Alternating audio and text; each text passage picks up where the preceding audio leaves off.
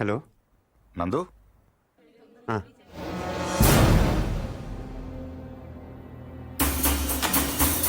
Yes! Come on, come on, come on, come on! Don't waste time! Go fast! అరే okay sir Ravi ఇద్దరిని పెట్టి పంపించి అలాగే sir cover this areas Ravi sir అలాగే first ఫ్లోర్కి వెళ్ళి అక్కడ తెచ్చుకో and cover the back yard okay sir sorry Murthy garu sorry for the inconvenience ఏంటి దొరికాడా లేదు సార్ వెనక్కి వెళ్ళెత్తకండి బై మూర్తి గారు మీ ఇంట్లో ఉన్నాడు కుర్రోడు వాడు మీ మనోడు కాదు వాడి పేరు Nandu he's a professional killer opposition leader Shiva Reddy murder కేసులో వాడి కోసం వెతుకుతున్నాడు ఎస్ఐని టీవీ దగ్గర రమ్మని చెప్పు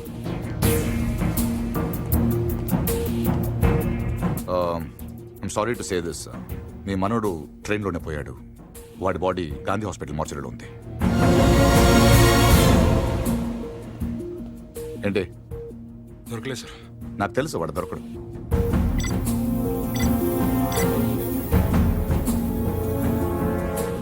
Come on, let's go.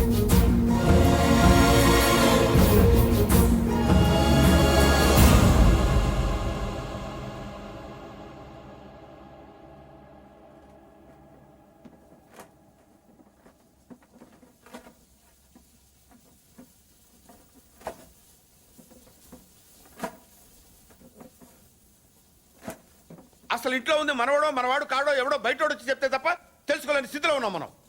వాడు వచ్చాడని ముగ్గులేశారు, వాడు తింటాడని గారెలేశారు, వాడు వారసుడని మా మీద కేకలేశారు. ఇప్పుడు చూడండి నలుగురిలో ఎదవలం అయిపోయాం.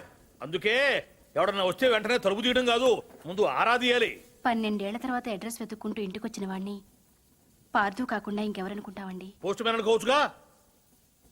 దేవుడి దగ్గర 3 పడ్డాక పోలీసులు వచ్చారు. అదే ముందు వచ్చుంటే ఏముంది, తీసేసిన ఆకులు, ఎత్తేసిన కుర్చీలు, పీకేసిన పందిరి, ఆటి పక్కన మన అమ్మాయి. లైఫ్ లాంగ్ పెళ్లి పెటాకులు లేకుండా పడి ఉండేది. ఎంత ఈజీగా ఉన్నాయో ఆ మాట. పీటల మీద పెళ్లి అయిపోతే ఇంకేమైనా ఉందా? 10 లక్షలు ఖర్చు పెట్టి చేశాం.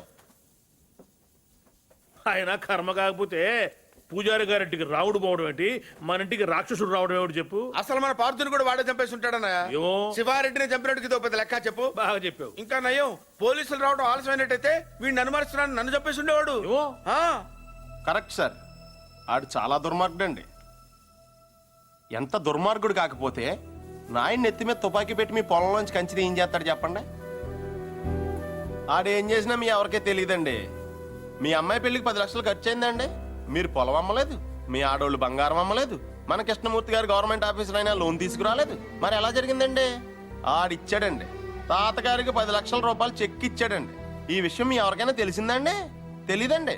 పైగా మొత్తం మీరే ఖర్చు పెట్టి పెళ్లి చేసామనే ఫీలింగ్ లో ఉన్నారు చూసారండి. అందుకనండి ఆయన దుర్మార్గుడు అనేది. ఎప్పుడు చీకట్లో ఉండే పూజారి గారింటికి కరెంట్ వచ్చింది, వాళ్ళ అమ్మాయికి ఆపరేషన్ అయ్యి ఇంటికి వచ్చింది, అసలు వాళ్ళ ఇంటికే ఓ కళ వచ్చింది. వీటన్నిటికీ డబ్బులు ఎవడిచ్చాడండి? మళ్ళీ ఈడే 3 లక్షలు ఇచ్చాడు. నేనే సాక్ష్యం. ఎవరికైనా తెలిసిందండి? పాపం పూజారి గారికి ఏమో చీకట్లో కనపడక ఈయన చూసి రావడం అనుకుంటున్నారు. మీకు తెలిసినట్టు రాక్షసుడే నీకు తెలియదు కదండి. ఇంకా మీరేం భయపడక్కలేదు సార్. తప్పు బయటపడిపోయింది కదా, ఈ పాటికి పారిపోయి ఉంటాడు.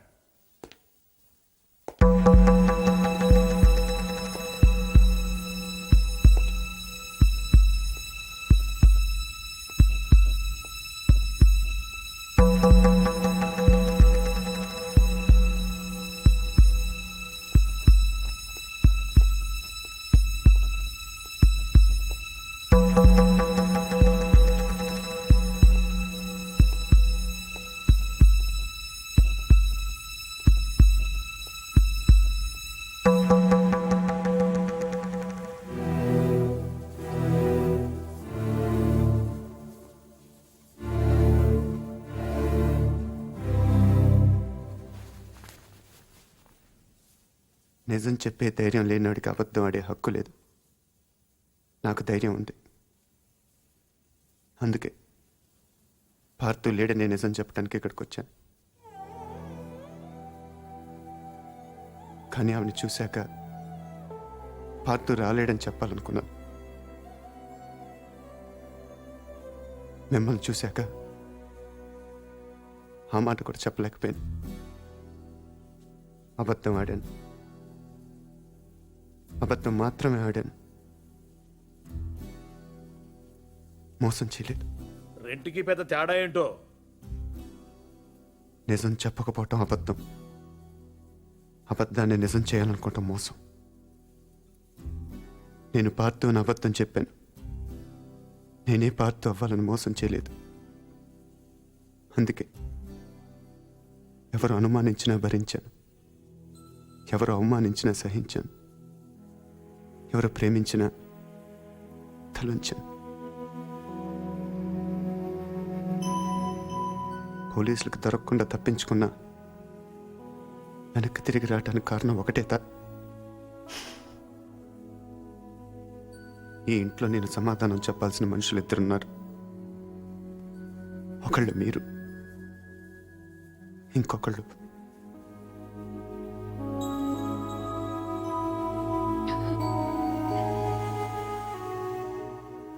వచ్చాను, చెప్పాను. ఇంకా మీ ఇష్టం.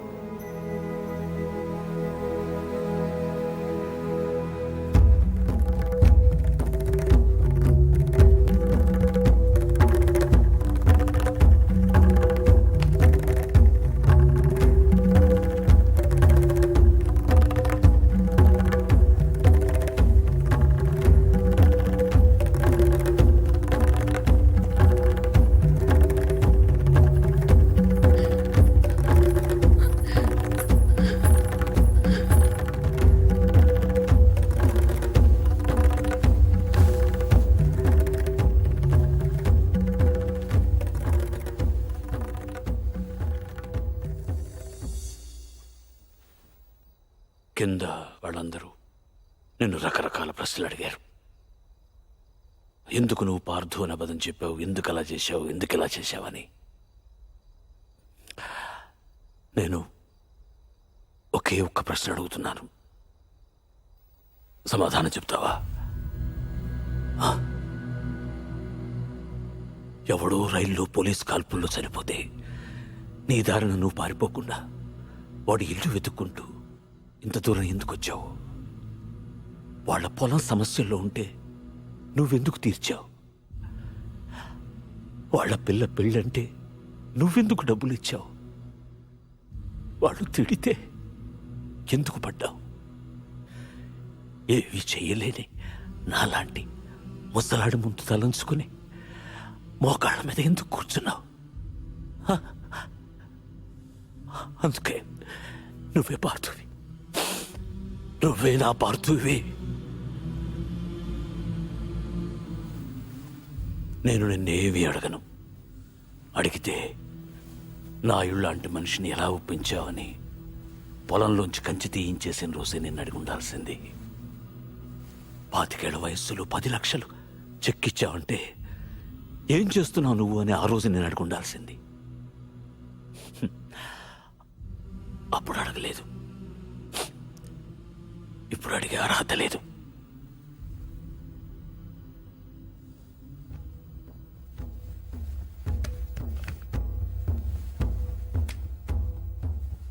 ఇది నా కొడుక్కు నేను కొనిచ్చాను. అప్పుడు వాడి ప్రాణాలు తీసింది, ఇప్పుడు నీ ప్రాణాలు కాపాడుతుంది. నువ్వు నేరం చేసావని వాడెవడో అన్నాడు, ఇప్పుడు యుద్ధం చేయమని నేను చెప్తున్నాను.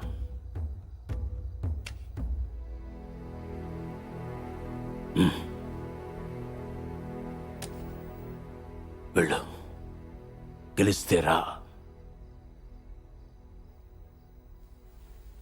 కలవకపోతే నువ్వేమైపోయావనే నిజం నాకు తెలియనివ్వకు. ఈ వయసులో నాకు కావాల్సింది అబద్ధాలు నిజాలు కావు, జ్ఞాపకాలు. నీ వల్ల అవి నాకు బోల్డెన్నున్నాయి, చాలు.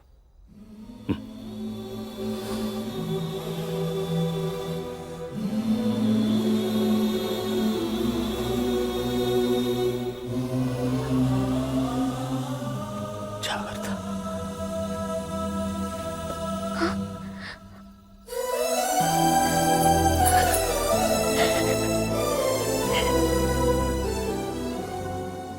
నేను వస్తాను.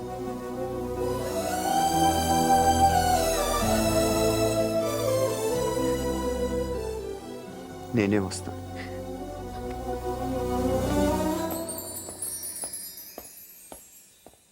పొజిషన్ ఏంటా? బ్రహ్మాండంగా ఉందండి. ఉత్తరాంధ్ర కూడా స్వీప్ అని అంటున్నారు. ఎన్ని సార్, సీట్లు ఫోన్ వస్తాయి? సార్. 30కి దగ్గర. తర్వాత మాడతా. 30 అంటే ఫరూక్ మనుషులు సార్.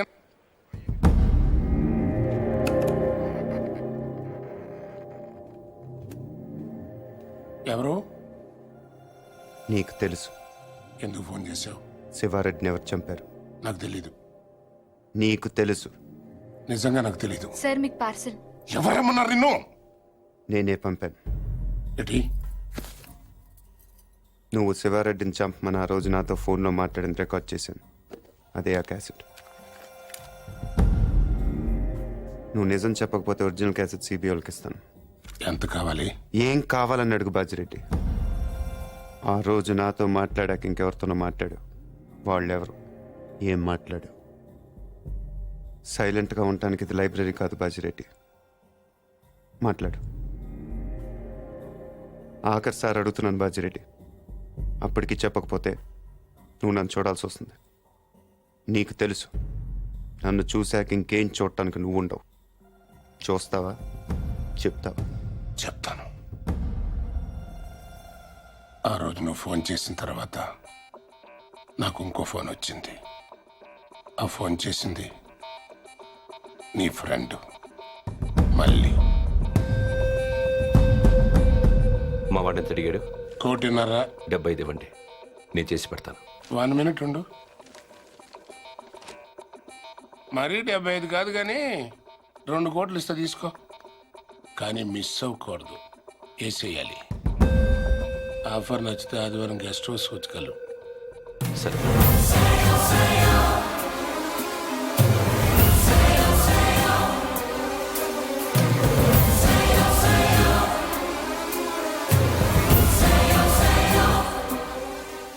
మళ్ళీ ఎక్కడ? కావాలంటే నువ్వు వాడిని చంపేసుకో, నేను అడ్డు రాను. రేపు నేను సీఎం అయిన తర్వాత నీ మీదకి ఏ కేసు రాకుండా నేను చూసుకుంటాను. ప్లీజ్ దీని ఒరిజినల్ కేసెట్ నాకు ఇచ్చేసేయి. సారీ బాజిరెడ్డి, నేను అబద్ధం చెప్పాను. నువ్వు ఆ రోజు మాట్లాడింది రికార్డ్ చేయలేదు. మరిది ఎంటీ. కానీ ఇప్పుడు మాట్లాడింది రికార్డ్ చేశాను.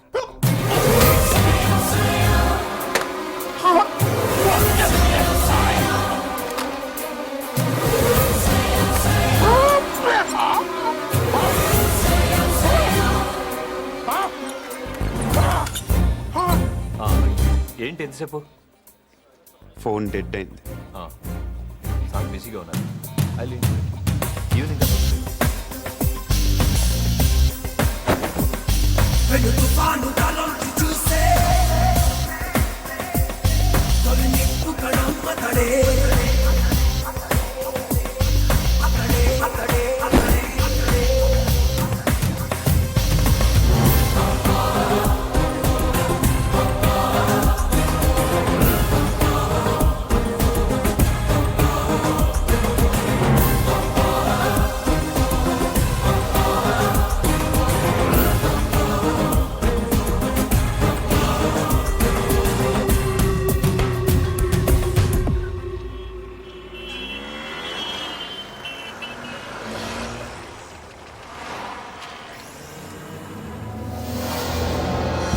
There he is.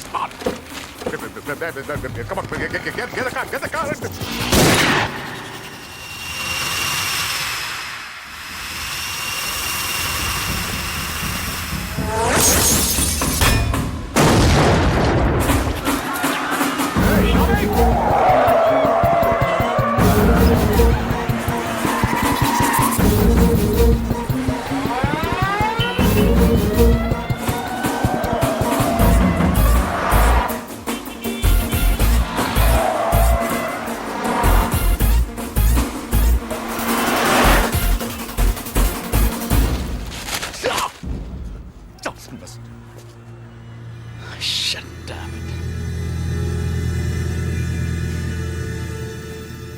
అసలు ఎందుకు కాల్చావు?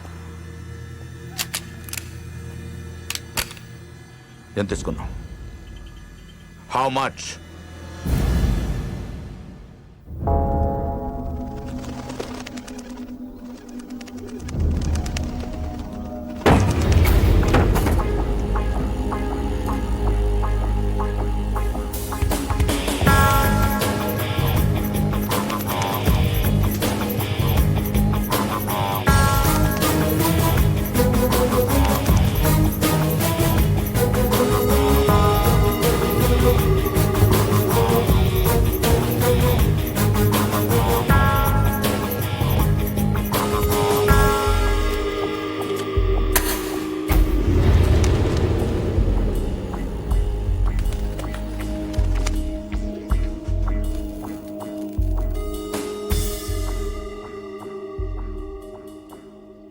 ఎందుకు చేసావు మళ్ళీ?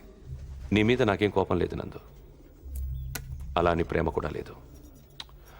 ఇద్దరం కలిసి ఒకరిని చంపేవాళ్ళం, అంతేగాని ఒకళ్ళ కోసం ఒకళ్ళు చచ్చేంత రిలేషనే లేదుగా మన ఇద్దరికి. ఒకళ్ళనొకళ్ళు చంపుకునే అంత గొడవలు కూడా లేవుగా మన ఇద్దరికి. నేను అవే ఆలోచించలేదు నందు. ఎస్కేప్ చేస్తే నువ్వు 50 లక్షలు ఇస్తావు, చంపితే బాజిరెడ్డి 2 కోట్లు ఇస్తాడు. ఓకే, వాడిని చంపి నీ మీద తోసేస్తే నాకు 2.5 వస్తుంది, అంతే. అదొకటి ఆలోచించాను. తప్పు చేసావు మళ్ళీ,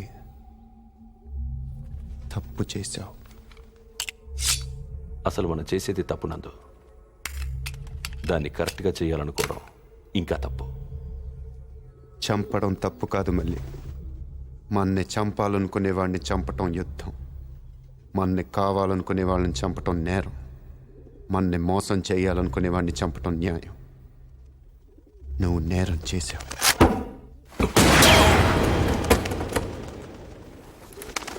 నేను న్యాయం చేస్తాను.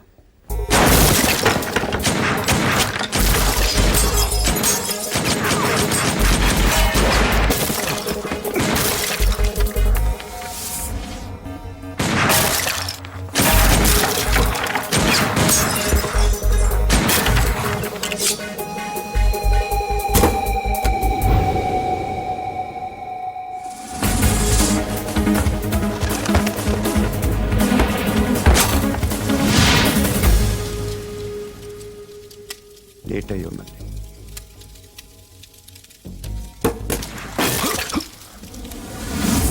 Come on, get him! Get him!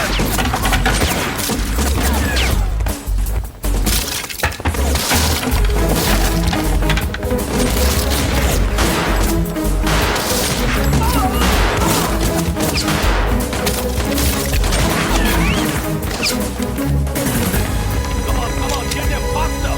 Hey, go that side, look it!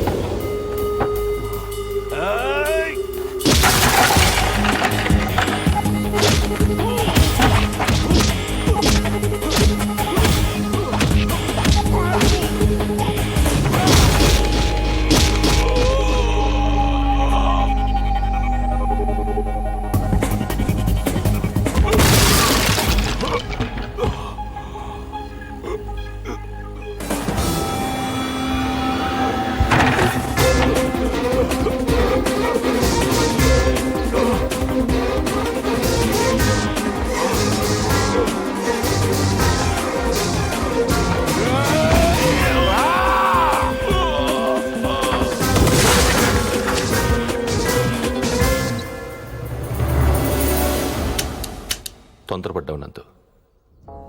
మరి నీ ఎంత మంచోళ్ళు బతుకుండకూడదు. నాకు ఇష్టం ఉండదు.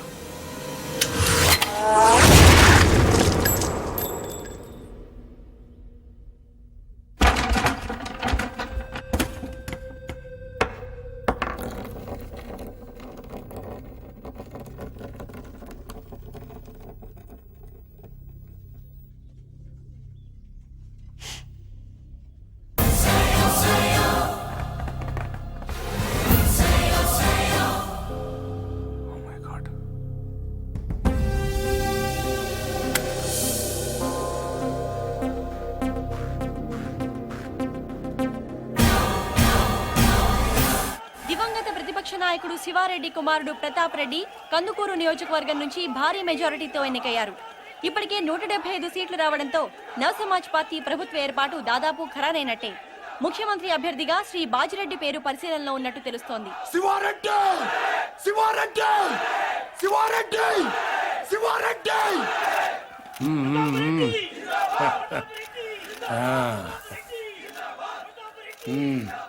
ఏం కావాలరా నీకు?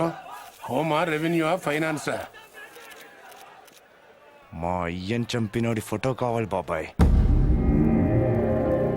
నువ్వు సీఎంగా ప్రమాణ స్వీకారం చేస్తుండే పాటికి నటి రోడ్డు మీద అడ్డంగా నరికేస్తాను కొడుకుని. ఇప్పుడు ఆ గొడవలను ఎందుకు లేరా, సరదాగా ఎంజాయ్ చేయి. సార్, మీ గురించి ఎవరో రవంట సిబిఐ నుంచి వచ్చారు.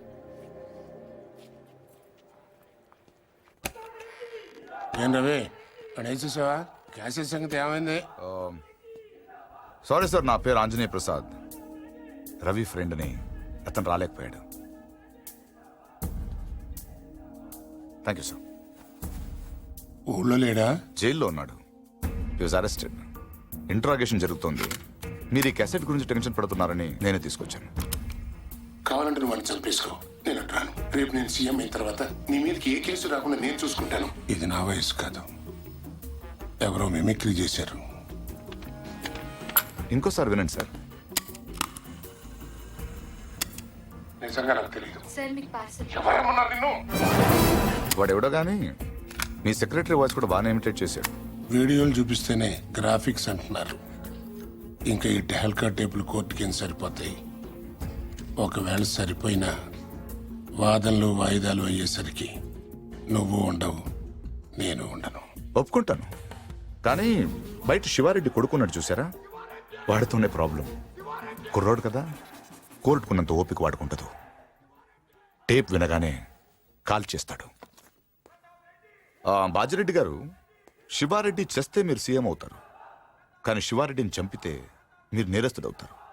ఇంత చిన్న లాజిక్ ఎలా మిస్ అయ్యారు మీరు?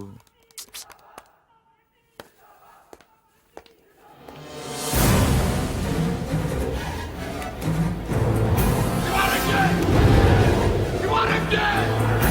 శివారెడ్డి! శివారెడ్డి!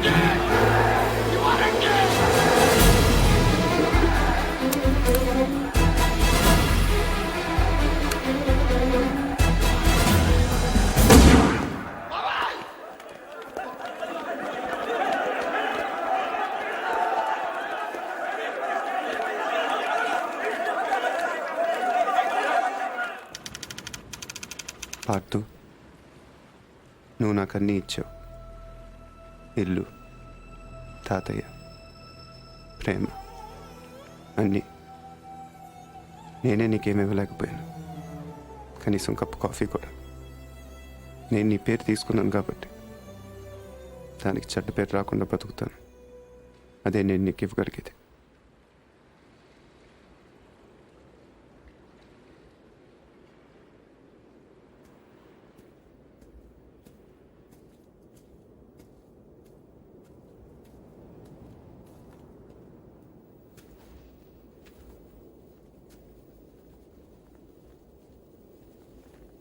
శివారెడ్డిని మర్డర్ చేసిన వాడు యాక్సిడెంటల్గా పోయాడు. ప్లాన్ చేసిన వాడు ఆత్మహత్య చేసుకున్నాడు. ఇంకా ఈ కేసులో మిగిలింది ఒకడే, నందు. ఇంకేం పారదు కవర్లు.